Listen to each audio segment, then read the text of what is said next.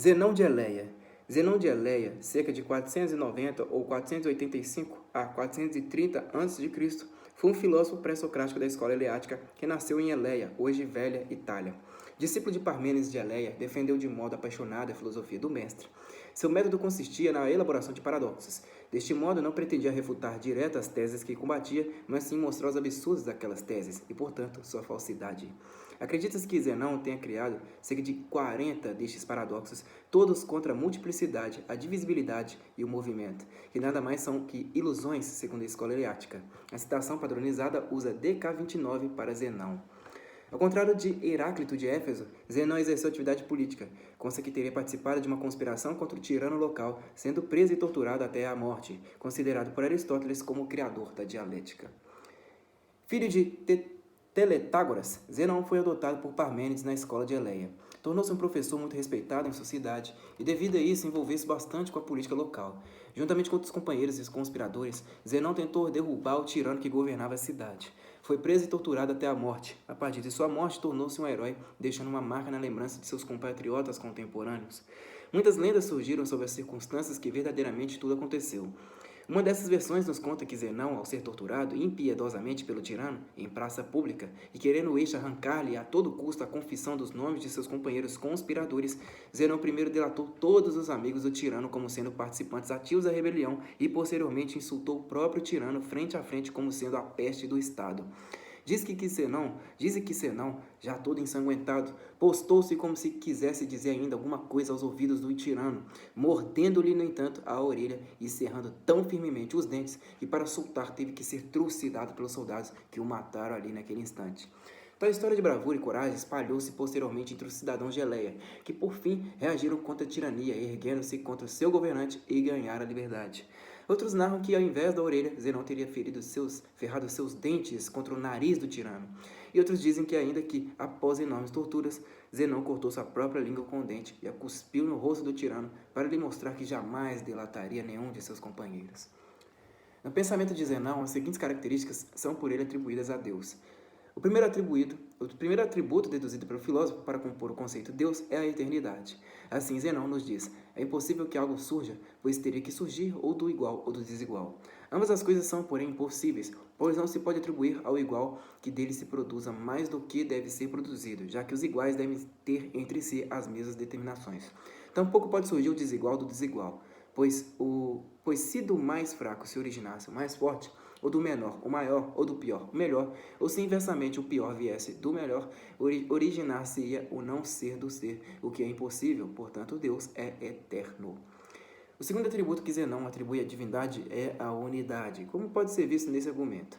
Se Deus é o mais poderoso de tudo, então lhe é próprio que seja um, pois na medida em que dele houvesse dois ou ainda mais, ele não teria poder sobre eles. Mas enquanto lhe faltasse o poder sobre os outros, não seria Deus. Se, portanto, houvesse mais deuses, eles seriam mais poderosos e mais fracos um em face do outro, e não seriam, por conseguinte, deuses, pois faz parte da natureza de Deus não ter acima de si nada mais poderoso.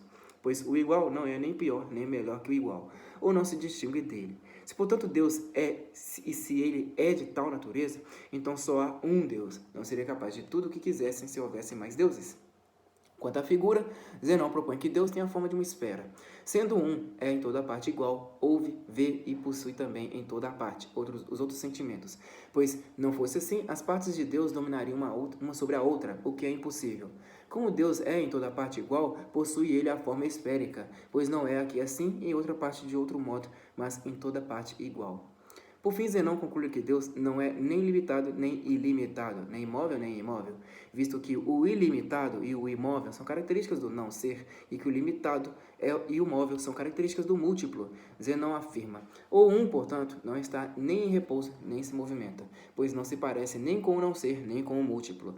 Em tudo isso, Deus se comporta assim, pois ele é eterno e uno, idêntico a si mesmo e esférico, nem ilimitado, nem limitado, nem em repouso, nem em movimento. Argumentos contra a pluralidade. Seguindo o pensamento de seu mestre, Parmênides, que afirmava a unidade do ser, Zenão concebeu contra a pluralidade os seguintes argumentos ou paradoxos. 1. Se a pluralidade existe, as coisas serão, ao mesmo tempo, limitadas e infinitas em número. De fato, se há mais de uma coisa, vemos que entre a primeira e a segunda existe, então uma terceira. Assim, entre a primeira e a terceira existirá uma quarta, e assim ao infinito. Se a pluralidade existe, as coisas ao mesmo tempo serão infinitas em tamanho e não terão tamanho algum. Igualmente aqui, se duas coisas possuem cada qual sua espessura, e entre essas duas espessuras há uma terceira espessura, há que se concluir que entre a primeira espessura e essa terceira espessura haverá também uma quarta espessura, e assim ao infinito. Argumentos contra o movimento. No pensamento dos eleatas, o movimento, tal como as mudanças e as transformações físicas, nada mais era do que ilusões provocadas pelos nossos sentidos. Para propor que o movimento não existe, Zenão concebeu os seguintes argumentos ou paradoxos que até hoje são objeto de muita discussão entre filósofos e cientistas. 1. Paradoxo da dicotomia. Imagine um móvel que está no ponto A e quer atingir o ponto B.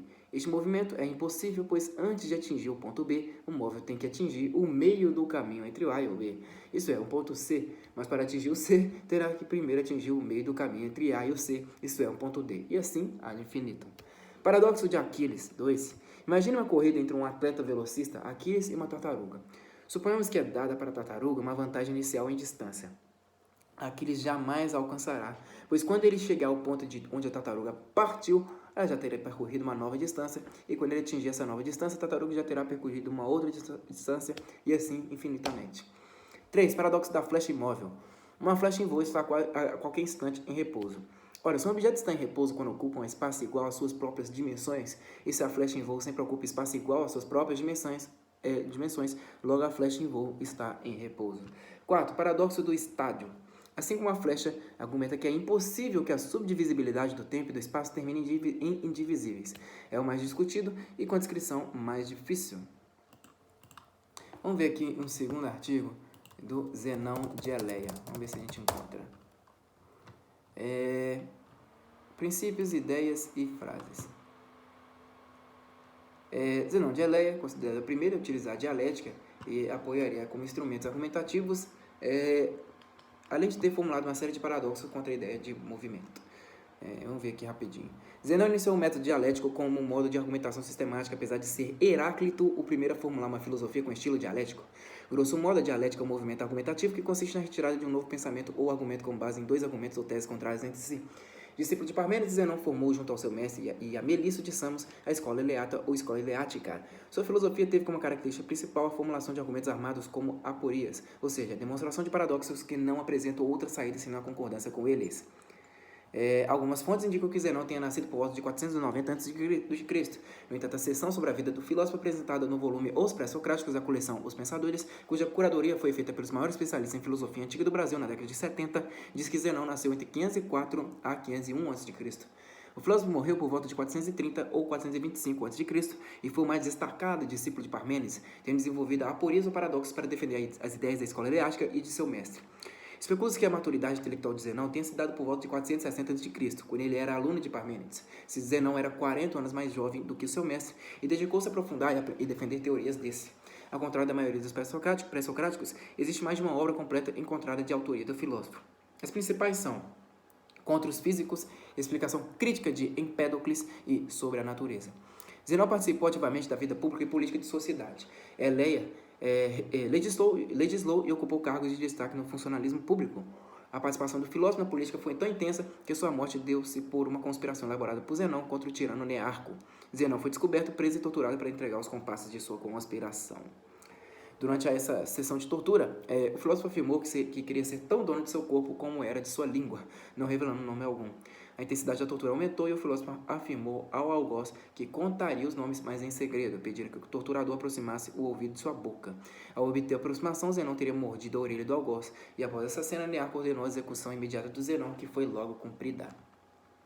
Principais ideias. Zenão, como representante das ideias de Parmênides, da escola eleata, não desenvolve uma cosmologia do mesmo modo que os jônicos e pitagóricos fizeram-no, ou seja, pensando em uma origem assentada em uma espécie de monismo corporalista. A palavra monismo, originada com base no vocábulo mono, ou seja, único, remete a algo singular, único. Quando falamos em corporalismo, estamos indicando a existência de algo material, físico. As ideias que os primeiros pré-socráticos apresentaram sobre a origem de tudo podem ser chamadas de ideias monistas corporalistas, porque associam a origem de tudo a um único elemento físico, a água para Parmênides, o ar para Anaxímenes e o fogo para Heráclito, etc.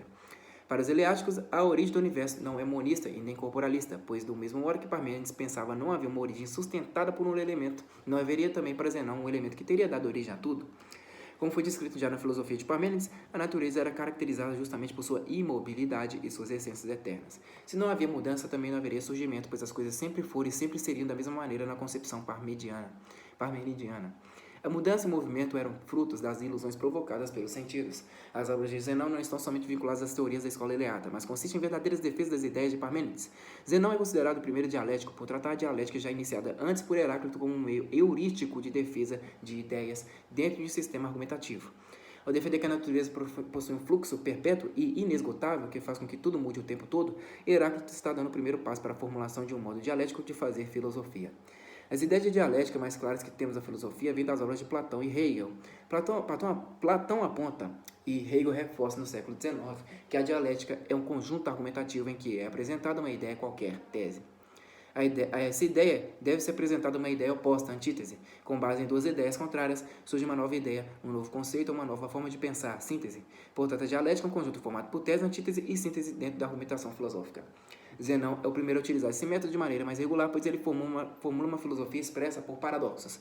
A palavra paradoxo, de origem grega, significa literalmente contra-opinião ou opinião oposta. Em seus paradoxos, o filósofo eleático lança uma ideia de senso comum que aparentemente atesta a existência de movimento. Em seguida, ele faz um movimento argumentativo, tentando provar que o movimento não existe. Assim, o que resulta é uma síntese de duas ideias anteriores, geralmente concordando com a antítese de que o movimento é absurdo sem sentido apresentado por Zenão.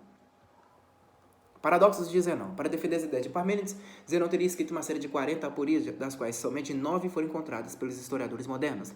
As 9 aporias, ou paradoxos de Zenão, apesar de falar de assuntos diversos e apresentar meios distintos para concluir a ideia central, têm em comum o fato de serem teses contra o movimento. Todas elas concluem que não existe movimento e mudança no mundo, sendo isso uma confusão resultante da errônea percepção dos sentidos. Paradoxo da dicotomia. Um corpo quer movimentar-se entre o ponto A e B. Apesar de esforçar-se para tal, ele não conseguirá o feito, pois entre os pontos A e B há uma distância determinada que pode ser dividida ao meio infinitas vezes, resultando em uma infinita sequência de espaços que o objeto terá de percorrer. Aquiles e a tartaruga. O paradoxo expõe a figura de Aquiles, o mais ágil corredor entre os heróis da mitologia grega, que, se colocado em uma corrida com uma tartaruga na qual fosse dada uma pequena vantagem à tartaruga, não teria chance de alcançar um animal. Isso se daria porque o movimento é uma ilusão, pois a cada instante há um espaço ocupado por um corpo separadamente, e na teoria de Zenão não seria possível levar em consideração os instantes em sequência. Entre Aquiles e a tartaruga haveria um espaço que jamais seria preenchido. O arqueiro. Nesse paradoxo, Zenão afirma que uma flecha tirada por um arqueiro jamais alcançaria o alvo. Isso se daria por dois motivos. Entre o arqueiro e o alvo existe um espaço que, na teoria matemática de Zenão, poderia ser dividido infinitas vezes, tendo infinitos espaços a serem percorridos. Também pensar no movimento da flecha seria pensar, na verdade, que a cada instante ela ocupa um espaço, o que na visão de Zenão não configura movimento, mas sucessivos estados de repouso. Os paradoxos de Zenão parecem tolos aos nossos olhos e facilmente refutáveis. No entanto, essa espécie de física rudimentar sobre o movimento dos corpos foi dificilmente refutada por Aristóteles, que parece não tratá-la como uma teoria tola. As teses sobre o movimento de Zenão somente foram de fato enterradas pela física newtoniana, que assume a ideia de movimento a partir de um referencial. Caso tenha maior interesse, tem aqui um texto falando sobre paradoxos de Zenão. Vamos ver aqui esse pequeno texto. Eu falo de Zenão aqui, vamos para lá. Argumentos de Zenão de Eleia contra o movimento. Primeiro, o Aristóteles é o da impossibilidade de se mover. Que Aristóteles, gente? O primeiro é o da impossibilidade de se mover em vista do móvel dever alcançar o meio antes que o fim. Aristóteles, Física 239b, 12. Esse é o primeiro argumento chamado da dicotomia. E significa que não é possível a um corpo, movendo-se de um ponto a outro, alcançar o ponto que estabeleceu como meta. Antes de alcançá-lo, o corpo precisa percorrer a metade do caminho que deve percorrer, e antes da metade, e assim sucessivamente. O que o argumento quer explicitar é que a metade da metade nunca será equivalente a zero, ou seja, ao contrário do que nos diz a experiência, a razão mostra que o movimento não existe. O que percebemos é uma ilusão. O segundo é o chamado de Aquiles. É este. O mais lento jamais será alcançado pelo que corre mais velozmente. Antes é necessário que o perseguidor chegue de onde se moveu o fugitivo. Dessa sorte, o mais lento estará sempre um pouco à frente. Aristóteles, Física 239b, 14-16. Aquiles, conhecido pela sua velocidade, deixou uma tartaruga, animal conhecido pela sua vagareza, largar antes dele em uma corrida, perfazendo uma vantagem de 10 metros. No entanto, Aquiles não conseguiria alcançar a tartaruga, pois precisaria percorrer a distância da vantagem dada a ela. Como a distância é divisível ao infinito, ela jamais poderá ser percorrida. A distância entre eles pode diminuir, mas não superada. Vamos entender em pouco tempo. Em pouco tempo, Aquiles consegue alcançar os 10 metros que a tartaruga teve de vantagem, como é esperado. Mas no intervalo de tempo em que gastou para percorrer os 10 metros, a tartaruga avançou 1 metro. Quando Aquiles supera esse metro, a tartaruga já avançou 1 de 10 de metro. 3. O terceiro argumento diz que a flecha, ao ser posta em movimento, está imóvel. Isso decorre do fato que o tempo se compõe de instantes, mas se isto não for pressuposto, não haverá argumento. Aristóteles, Física 6, 9, 239b, 30. Suponhamos que um arqueiro lança uma flecha. A opinião comum é que a flecha lançada adquire movimento. Zenão contraria essa opinião, mostrando que a flecha, na verdade, está parada. Para ele, a flecha ocupa um espaço que é igual ao seu volume, portanto, está parada naquele instante. Como a flecha sempre ocupará um espaço que é igual ao seu volume, isso se aplica a todos os instantes. Isso ocorre porque em cada um dos instantes em que o tempo de voo é divisível, a flecha ocupa um espaço idêntico. Tudo aquilo que ocupa um espaço idêntico está em repouso. Logo, a flecha está em repouso, e isso significa que o espaço e o tempo não são um todo composto de partes reais, suas partes são apenas imaginadas.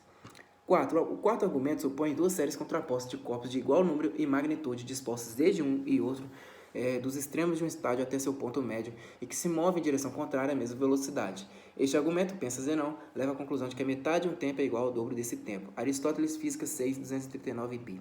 Esse é considerado um dos argumentos mais complexos. Para tentar entendê-lo, vamos pensar em um estádio de futebol. Dois dados são tirados em sentidos opostos. Quando se movimenta, os dados percorrem uma unidade espacial a cada unidade temporal, ou seja, estamos partindo do pressuposto de que tempo e espaço podem ser divididos em partes que têm um tamanho e uma duração mínimos. Quando se emparelha, os dados são duas unidades espaciais emparelhadas. Para que isso acontecesse, eles precisariam passar por uma situação em que apenas uma unidade estivesse emparelhada. O instante que isso aconteceria seria metade de uma unidade temporal que julgávamos ser uma unidade mínima. Com isso, percebemos que a unidade não era mínima como supunhamos, e sim divisível. A distância percorrida nessa meia unidade temporal no estádio seria metade daquela unidade temporal que também julgávamos mínima. Para Zenão, assim como para seu mestre Parmênides, o movimento percepcionado é apenas aparência, um aspecto superficial da realidade, e por isso os sentidos não podem ser considerados instrumentos adequados para o conhecimento verdadeiro.